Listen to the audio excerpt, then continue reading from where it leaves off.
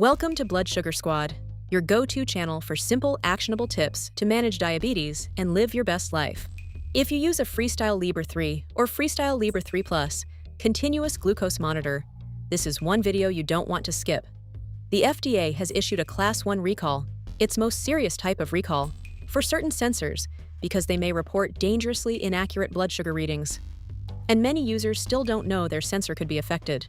Today, we'll explain exactly what happened, why inaccurate readings can be so dangerous, what you should do if you're using one of these sensors, and, most importantly, how to find out in less than a minute whether your own sensor is affected. Segment 1. What happened? Let's begin with the facts. In late 2025, Abbott Diabetes Care voluntarily recalled certain FreeStyle Libre 3 and Libre 3 Plus sensors after discovering a manufacturing defect affecting one production line. The FDA later classified that action as a Class I recall, which is reserved for situations where there is a reasonable probability that using a product could result in serious injury or even death. So what exactly is the problem? Some of these sensors may report glucose readings that are falsely low. In other words, your CGM could tell you that your blood sugar is dropping into a dangerous range when your actual glucose level is normal or even high. So just how serious has this become? Approximately 3 million sensors are included in the recall in the United States alone. Worldwide, regulators have received reports linking this issue to 860 serious injuries and 7 deaths. Now, it's important to understand what we do and don't know. The FDA has not released details describing exactly how those 7 deaths occurred, so it would be inappropriate to speculate about the individual circumstances. What we do know is that inaccurate glucose readings can lead people to make critical treatment decisions based on incorrect information. That potential for serious harm is exactly why the FDA assigned this recall its highest risk classification. When a medical device provides inaccurate information, the danger isn't just the faulty reading itself, it's the chain of events that inaccurate information can set in motion. In the next section, let's look at exactly how that can happen in everyday life. Segment 2. Why false readings can be dangerous. So let's put ourselves in the shoes of someone wearing one of these sensors. Imagine it's 2 o'clock in the morning. Your CGM alarm suddenly sounds, warning that your glucose has dropped to 54. Like most people living with diabetes, you probably wouldn't stop to question the reading. You do exactly what you've been taught to do and treat the low immediately. You drink a glass of orange juice or eat several glucose tablets. But what if your blood sugar wasn't actually low? Instead of preventing hypoglycemia, you've just raised an already normal or even elevated glucose level significantly higher. Now consider the opposite situation. You look at your CGM and it appears your glucose is dropping quickly.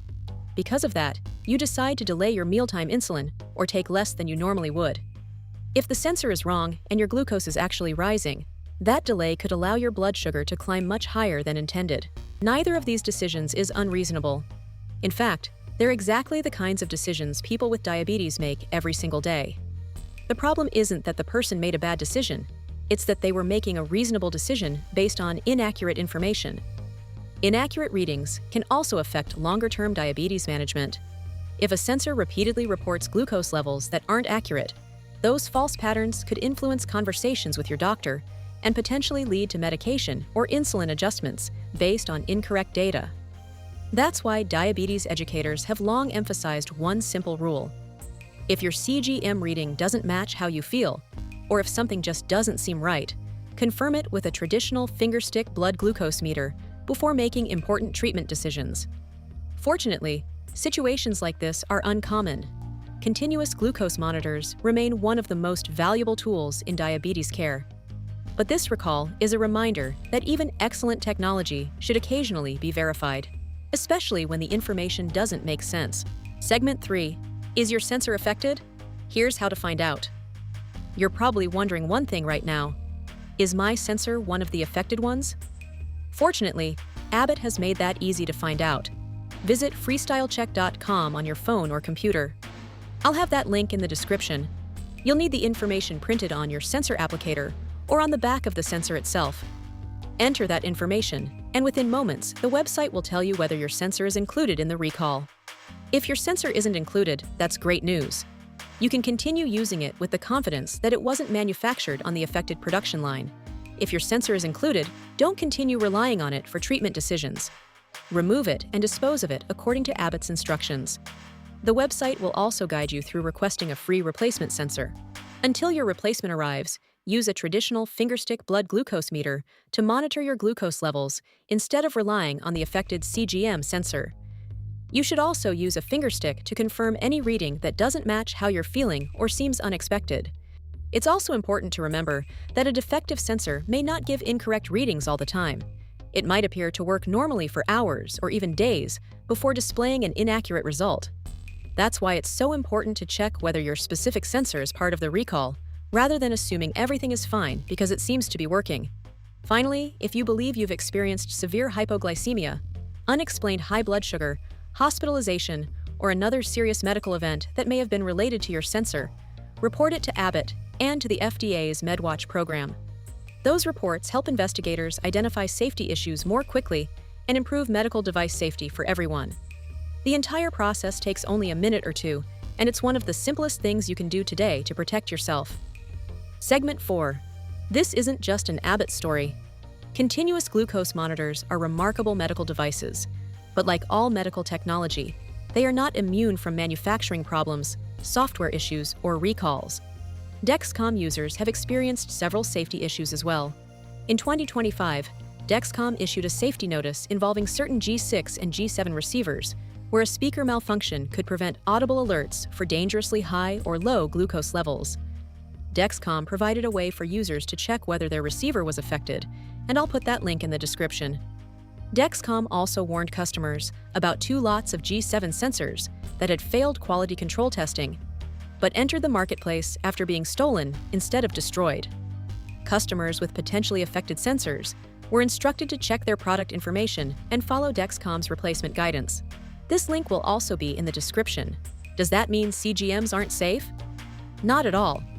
Millions of people safely rely on continuous glucose monitors every day, and they remain one of the biggest advances in diabetes management over the past 2 decades. The lesson isn't to stop trusting your CGM. The lesson is to stay informed, keep your device updated, pay attention to safety alerts, and always verify readings or alerts that don't make sense. Segment 5. Final thoughts. The FDA's Class I recall of certain FreeStyle Libre 3 and Libre 3 Plus sensors is serious. A continuous glucose monitor is designed to help people make better decisions about their diabetes care. But when that information is inaccurate, it can lead to treatment decisions being made based on the wrong information. The good news is that this issue does not affect every FreeStyle Libre 3 or Libre 3 Plus sensor. If you use one of these sensors, take a few minutes today to visit freestylecheck.com and check whether your specific sensor is included. If it is, stop relying on that sensor. Use a fingerstick blood glucose meter to confirm your glucose levels, and follow Abbott's instructions for obtaining a replacement. This video isn't meant to make you afraid of continuous glucose monitors. These devices have transformed diabetes management and have helped millions of people better understand and manage their glucose levels every day. Technology works best when it is paired with an informed and engaged user. Have you already checked your sensor? Did you know about these sensor issues? Comment below, and please share this video with someone who uses a CGM. Until next time, stay strong, stay sweet, but not too sweet, and keep thriving with the Blood Sugar Squad.